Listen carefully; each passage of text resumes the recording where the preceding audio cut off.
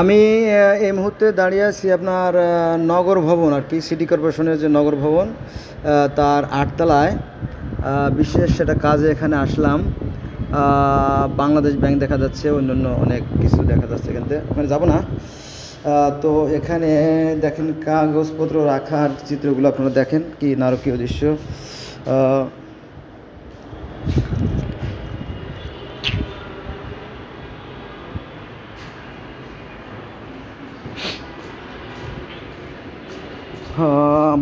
আমি আসছিলাম আপনার এই যে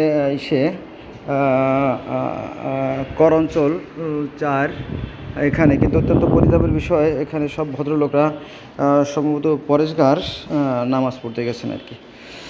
ওনারা খুবই আল্লাহ ভক্ত আর কি, তবে শয়তানের হাফেজ। কারণ সুদ ঘুষ ছাড়া ওনারা কোনো কাজ করেন না আর কি, আমি জানি। কারণ আমি গত 2000 সাল থেকে আজ 24 সাল, তাই না, অন্তত এর ভিতরে 21 বছর ম্যাজিস্ট্রেট অফিসে ছিলাম। আমি এখানে বহুবার আসছি। এখানে আচ্ছা অনিয়ম আর দুর্নীতির একটা আঁকড়া আর কি। আমি 2-3 বার ইপিআই প্রোগ্রাম করছিলাম, তো আমাকে তো সেই খরচ দেওয়া হয় নাই, আমার যারা সহকর্মী ছিল তাদেরকে খরচ দেওয়া হয় নাই। পরে আমার পকেট থেকে সেই ক্ষতিপূরণ দেওয়া হয়েছিল, দিছিলাম। ওই যে লোকটার তত্ত্বাবধানে ছিল তার নাম হচ্ছে আপনার অসীম, হিন্দু ভদ্রলোক ছিল আর কি। তার আগে যে ছিল তার নাম ছিল মোস্তফা। উনি ইপিআই প্রোগ্রামের যে মালপত্র সেগুলো দিতেন, এবং আপনার ওই খরচাপাতিও দিতেন। কিন্তু পরবর্তীতে যিনি আসলো তিনি আর খরচাপাতি দেন নাই। আর হেড অফিসে বললে পারে, হেড অফিস ধমক দেয়, তুমি চেয়ে নিতে পারো না? তোমার কি বোধ আক্কাল নেই? তো আমি তো বোকা সেজে গেছি আর কি, বোকা সেজে গেছি। এখন অফিসার মানুষ, সে যদি দুর্নীতি করে তাহলে আমি কার কাছে বলবো বলেন? পরে আর বলতে পারি নাই, আর সেই টাকাটাও আমি পাইনি।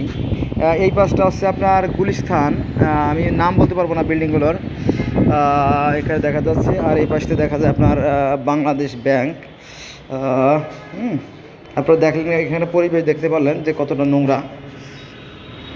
ওই যে এই বিল্ডিংয়ের সামনে যে বিশাল বিল্ডিং দেখা যাচ্ছে আপনার, প্লাস্টার না করা, তার পিছনে বাংলাদেশ ব্যাংক দেখা যাচ্ছে আর কি। এইটা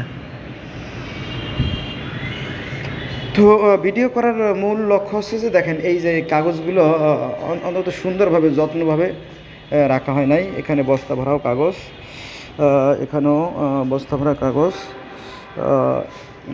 আর সবচেয়ে করুণ দশা আছে এই মূল্যবান কাগজপত্র যদি নষ্ট হয়ে যায় তাহলে দায় দায়িত্ব কে নেবে? অনেক সময় বিদেশ থেকে যে সমস্ত পণ্য আসে, ইপিআই প্রোগ্রামের যে পণ্যগুলো আসে, সেগুলো আপনার কোল্ড চেইন মেনটেন না করার কারণে এটা নষ্ট হয়ে যায়, ডেস্ট্রয় হয়ে যায়, ধ্বংস হয়ে যায়। এই অবস্থা। আর একটু যত্নবান হলে আমার মনে হয় ভালো হতো। এখানে মূল্যবান যে রেজিস্টারগুলো দেখেন, এই যে যত এলোমেলোভাবে ফেলে রাখা হয়েছে। যদি এটা পরিত্যক্ত হয় তাহলে সেটা পোড়াই ফেলাক বা কিন্তু তাতেই নাই। কিন্তু এগুলো কিন্তু সব নতুন বন্ধুরা, এগুলো কিন্তু একদম নতুন। আপনারা মনে করেন না যে আমি সলসাদি করতেছি, এগুলো নতুন, সবই সুন্দর সুন্দর। এগুলো সব সুন্দর প্রয়োজনীয় কাগজপত্র আর কি, এগুলো সবই দরকারি। এলোমেলোভাবে ফেলায় রাখছে, এটা খুবই কষ্টকর ব্যাপার। ধন্যবাদ সবাইকে আমার সাথে থাকার জন্য। আলমারিগুলো দেখেন চিৎকার হয়ে পড়ে আছে এবং ভাঙ্গাচোরা, কুশমিন কালো রং করা হয় না।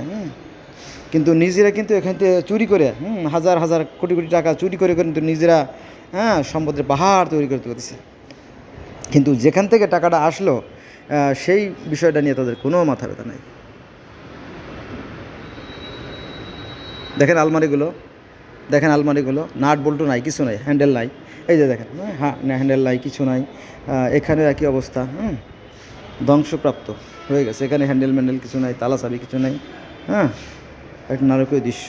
এগুলো কিন্তু সব সুন্দর সুন্দর মাল, এগুলো কিন্তু আপনার ইনটেক, ইনটেক ভরা মাল। এটা ভরা, যদি আপনারা দেখতেন আর কি, প্রয়োজন নেই। এই হলো অবস্থা। এটা সিটি কর্পোরেশন। এই পাশে ফায়ার সার্ভিসের একটা অফিস আছে আপনার, বঙ্গবাজারের অপোজিটে একটা ফায়ার সার্ভিসের অফিস আছে। সেখানে রবিউল নামে এক চোরের সাথে আমার দেখা হয়েছিল। রবিউল নামে এক চোর, সেই চোরের কাছে যদি আমরা ফাইল দিতাম তাহলে 1 মাস পরে ফাইল ফেরত দিত এবং টাকা দেওয়া লাগতো।